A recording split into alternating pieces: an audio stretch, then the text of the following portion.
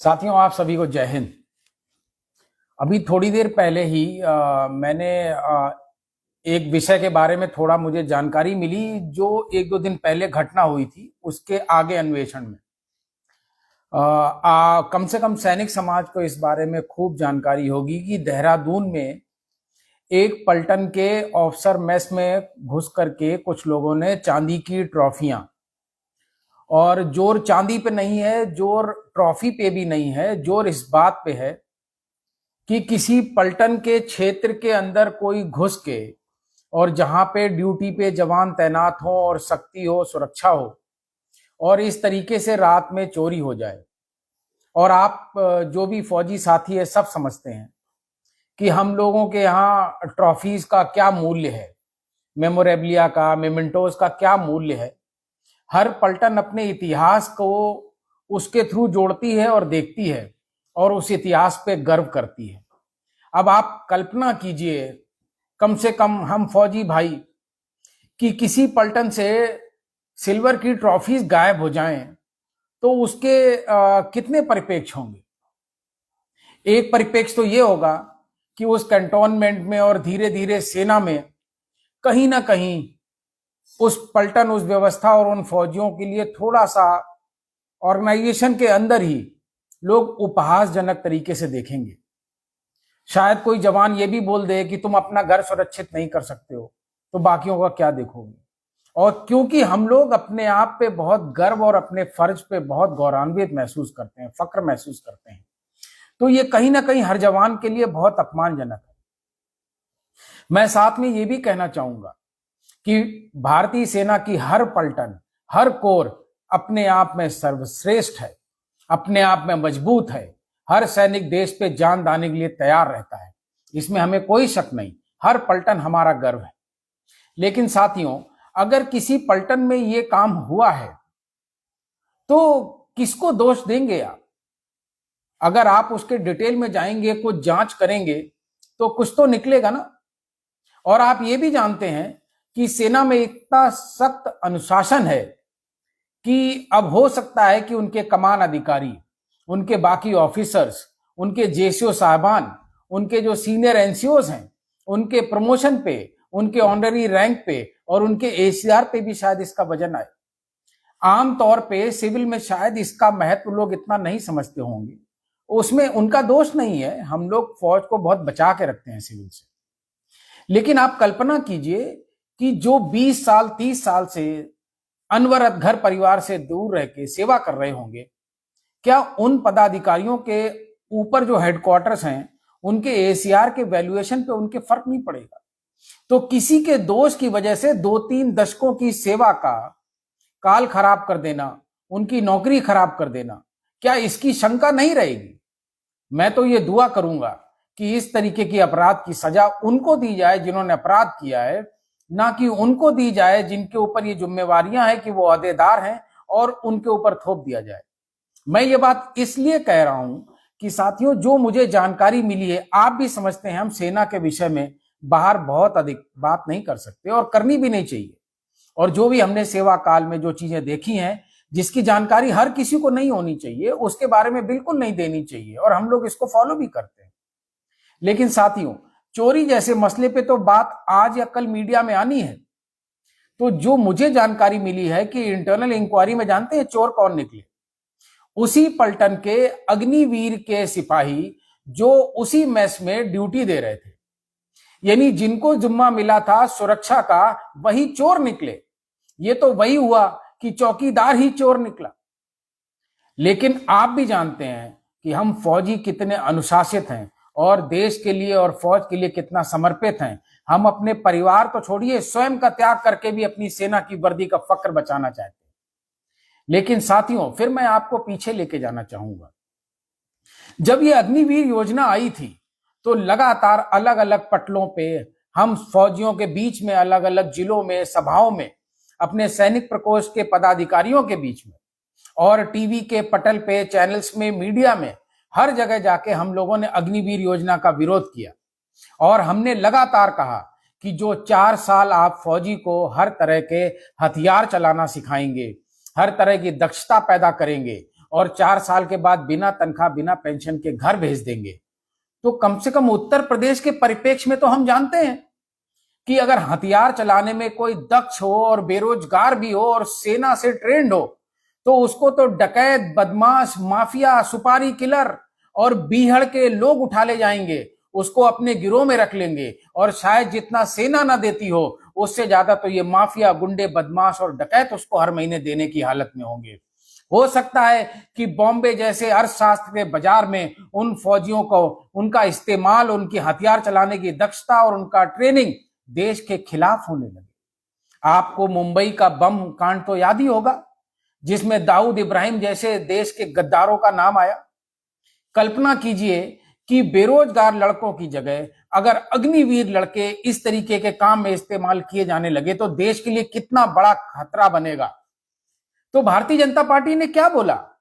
Bharatiya Janata party ने बोला कि दिल्ली में हमारा मुख्यालय है, हम वहां पे उनको चौकीदार की नौकरी दे देंगे।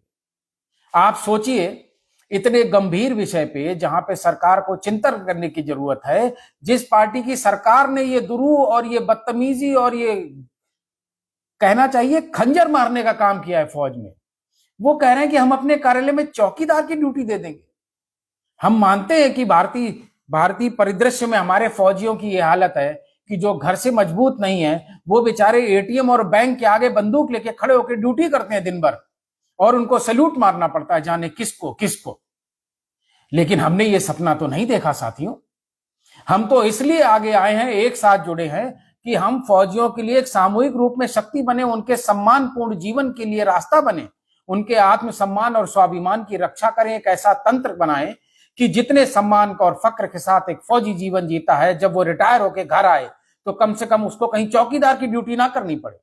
मैं ये नहीं कह रहा कि जो गेट पे चौकीदारी करते हैं वो कोई छोटा काम करते हैं, लेकिन गांव का गुरबा गरीब है, मजबूर है, वो डंडा लेकर के या कलम लेकर के किसी सोसाइटी के गेट पे ड्यूटी देता है, ये उसका रोजगार है, ये उसकी आजीविका है और उसे गर्व करना चाहिए। लेकिन क्या आप साथियों, जो पाकिस्तान और चीन की सरहद पर फौजी ड्यूटी करके आया हो, आप चाहेंगे कि सोसाइटी के बाहर डंडा लेके खड़ा हो? कल्पना कीजिए, क्या ये देश की बेइज्जती नहीं है?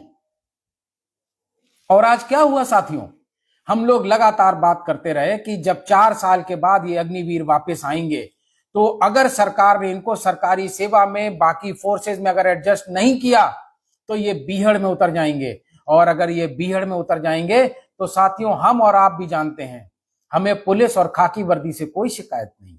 हम हर वर्दी को मोहब्बत करते हैं, हम हर वर्दी को सलाम करते हैं, सैल्यूट करते हैं। लेकिन पुलिस की ट्रेनिंग की हालत तो जानते हैं ना आप साथियों। अगर फौज से ट्रेन्ड सोल्जर एक 4 साल का अगर अपराधी बना तो आपको लगता है कि हमारे देश के राज्यों की जो पुलिस है उनको संभाल पाएगी? ये जो हाफ इनकाउंटर, फुल इनकाउंटर, टांग में गोली और हाथ में पेचकस मारने वाली पुलिस, आपको लगता है कि ये फौजियों को रोक पाएंगे? जिस तरीके की उनकी दक्षता और ट्रेनिंग है साथियों, आप सोचिए आम जन अपराध के कितने बड़े खतरे के लिए तैयार हो रहा है। कितना मुश्किल होने वाली है आम आदमी को अगर यही अग्निवीर अपराधी बन गए और ये चाइनीज मेड और बाहर की पिस्टल लेके घूमने लगे, हमारे आपके घरों में घुसने लगा साथियों। तो मैं आपको सच बताता हूं, जैसा बॉलीवुड के सिनेमा में आता है कि अपराधी जाने के बाद पुलिस आती है, अग्निवीर अगर अपराधी बन गए तो मुझे तो लगता है जब तक अग्निवीर शहर से नहीं निकल जाएंगे आपके दरवाजे पे पुलिस वाला नहीं आएगा साथियों। आखिर उनके भी बाल बच्चे हैं, उनको भी जीना है, और उनका क्या दोष? जैसी उनकी ट्रेनिंग, जैसी उनकी दक्षता, वैसा उनका काम। तो हम पुलिस के खिलाफ नहीं हैं, लेकिन हम पुलिस की जो ट्रेनिंग का स्टैंडर्ड है, जो प्रोफेशनलिज्म उनके अधिकारियों ने दे रखा है, हम उस पे शंका जरूर जाहिर करते हैं। और साथियों, एक इन्फेंट्री बटालियन के मेस में ड्यूटी देने वाले अग्निवीरों ने ये चांदी की ट्रॉफियां चोरी क्यों की हैं? हमें इस पे भी सोचना होगा। और हम आप सब जानते हैं, अगर उसी फौजी की पूरी सर्विस होती और पेंशनेबल होती तो आपको लगता है 1 लाख 2-4 लाख रुपए की चोरी करके कोई भी फौजी जवान अपनी नौकरी, अपनी पेंशन, अपने बाल बच्चों की सुरक्षा, पालन, मकान, पोस्ट, बेटी की शादी, बच्चों की पढ़ाई, ये सब कुर्बान करेगा 2-4 लाख रुपए की चांदी की ट्रॉफियों के लिए? साथियों, मैं आपको याद दिलाना चाहूंगा, अग्निवीर योजना शुरू हुए लगभग 3.5 साल हो गए और 6 महीने के बाद, अगस्त सितंबर के बाद ये अग्निवीर घर आने लगेंगे, तो साथियों मेरी शंका इस बात की है कि यो अग्निवीर वहां वर्दी में ड्यूटी दे रहे हैं, अब उनकी चिंताएं उनके सर पे हैं कि 6 महीने के बाद 75% के लगभग अग्निवीर घर भेज दिए जाएंगे, वो बेरोजगार हो जाएंगे, उनकी तनख्वाह, उनकी पेंशन चली जाएगी। तो शायद 2-4 लाख रुपए की चांदी किसी भी अग्निवीर को लोभित कर सकती है, किसी भी अग्निवीर को लालच दे सकती है। कोई भी अग्निवीर सोचेगा कि ट्रॉफी उठाओ, झोले में डालो, छुट्टी पे जाओ, घर जाओ और किसी सुनार को बेच लो, ऐसे ही चोरी करके कुछ पैसे जोड़ लें, तो जब अग्निवीर से बाहर आएंगे तो छोटी मोटी कोई परचून की दुकान, चूरन कंपट की दुकान, मोबाइल रिचार्ज करने की दुकान, ऐसी कोई दुकान खोल लेंगे। साथियों इसका मतलब है अग्निवीरों के बीच में ये शंका लगातार बड़ी होती जा रही है। और ये शंका बड़ी होने का सबसे बड़ा कारण क्या है साथियों? भारतीय जनता पार्टी की केंद्र सरकार और उनकी राज्य सरकारों ने यह वादा किया कि जब अग्निवीर घर आएंगे तो हम उनको दूसरी वर्दियों में समाहित करेंगे। तो हम लोगों ने लगातार क्या निवेदन किया कि आप उनको घर मत भेजिए और रिजर्वेशन की च्युइंगम मत चबाइए। आप ये कहिए कि भारतीय सेना से जो भी नई सेना या नई वर्दी में अग्निवीरों को जाना है, हम झोला देके और कागज देके उनके नए ऑर्गेनाइजेशन में भेजेंगे और अगली छुट्टी वो नए ऑर्गेनाइजेशन से जाएंगे, ना कि वो घर जाएंगे। क्योंकि अगर साथियों ये अग्निवीर घर आ गए तो दोष उन बेरोजगारों का नहीं है, दोष खाली पेट का है, दोष गरीबी का है, दोष उनके घर में बैठी जवान बहनों का है, बेटियों का है, जिनकी शादी की जिम्मेदार बूढ़े कंधों ने अपने जवान लड़कों के कंधे पर रखी। वो बूढ़े बुजुर्ग किसान गांव में ये चिंता कर रहे हैं कि जो 25% अग्निवीर परमानेंट होंगे, शायद मेरा लाल भी उसमें होगा। लेकिन साथियों अगर उनका लाल उस 25% में नहीं हुआ तो वो वापस बेरोजगार आएगा, अपनी बहन को क्या जवाब देगा, अपने माता पिता को क्या जवाब देगा, अपने परिवार को क्या जवाब देगा। और जो नौकरी का बायोडेटा लेके घूमते हैं वो अपने शादी के बायोडेटा में क्या लिखेगा कि मैं रिटायर्ड अग्निवीर, सेवानिवृत्त अग्निवीर हूं, शादी के लिए बायोडेटा भेज रहा हूं आपके पास। आपको लगता है कि 25 साल की उम्र में सेवानिवृत्त, बिना पेंशन, बिना तनख्वाह के किसी नौजवान से कोई अपनी बेटी की शादी करेगा? मुझे लगता है साथियों ये समस्या अग्निवीर की अगर अभी नहीं हल की, बहुत जटिल होने वाली है। फौजियों का सम्मान, आत्मसम्मान, फौज का मोराल कम हो रहा है और हम लगातार अखबारों में और टीवी में पिछले 15 दिन से देख रहे हैं गोरखा रेजिमेंट में भर्ती बहुत कम हो गई है। और साथियों सिख और सिखलाई रेजिमेंट जैसी रेजिमेंटें जिन पे हमें देश में फक्र है, आज की तारीख में पंजाब सरकार के नेता और वरिष्ठ फौजी जो रिटायर्ड हैं वो गांव-गांव जाके जवानों के बीच में बैठक कर रहे हैं और उन लड़कों को बोल रहे हैं कि कनाडा मत जाओ, अमेरिका मत जाओ, यूके मत जाओ, फौज भी हमारे पुरखे फौज में रहे हैं, पंजाब का शान रही है, तो सिख रेजिमेंट और सिखलाई रेजिमेंट में भर्ती हो। तो जानते हैं साथी वो 18 साल 17 साल के लड़के इन रिटायर्ड फौजियों से और इन नेताओं से क्या सवाल कर रहे हैं?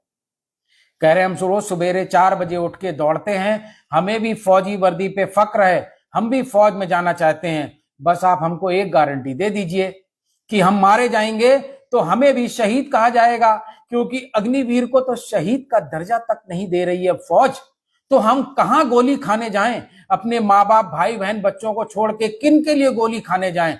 जो हमारी लाश घर में भेज देंगे और एक मुश्त पैसा दे देंगे और कहेंगे आज से फौज का और आपका रिश्ता समाप्त। तो कम से कम हमें फौजी होने का फक्र दिलवा दीजिए, हम फौज में जुड़ने को तैयार हैं। तो साथियों मेरा आप सभी से आग्रह है, कम से कम जो सत्ता में बैठे हुए सत्ताधीश हैं अपने अपने स्तर से आवाज उठाइए और उनको बताइए कि ये अग्निवीर योजना वापस लें और इन फौजियों को परमानेंट फौजी की रोजगार दें, उनको तनख्वाह दें, उनको पेंशन दें, और अगर देश में शहीद हो कोई नौजवान तो उसको शहीद का दर्जा भी दें। अगर ऐसा नहीं होगा साथियों तो आज किसी इन्फेंट्री बटालियन के मेस से चांदी की ट्रॉफी चोरी हुई है, कल को ये घर आएंगे, शायद हमारे और आपके घर के लिए खतरा बनेंगे। मेरे लिए कहने को मेरे पास बहुत है, कहने को आपके पास भी बहुत है, हम सब जानते हैं, लेकिन इतनी लंबी चर्चा करेंगे साथी तो इस पे कोई शायद ना देख पाएगा, ना सही संदेश को लेके जा पाएगा। मेरा आप सबसे इस वीडियो को समाप्त करने से पहले पुनः आग्रह है साथियों, आपके पलटन के रिटायर्ड फौजियों, जेसीओ साहब और जो सीनियर ऑफिसर्स हैं उनसे भी संपर्क कीजिए और उनको पूछिए कि साहब अगर ये अग्निवीर योजना को आप लोग इसी तरीके से समर्थन देते रहे तो आपकी पलटन quarter guard, officer mess, JCO mess और बैरक और जो हथियारों का जो कमरे हैं जो क्वार्टर गार्ड में, सिर्फ उनको खतरा नहीं है साथियों।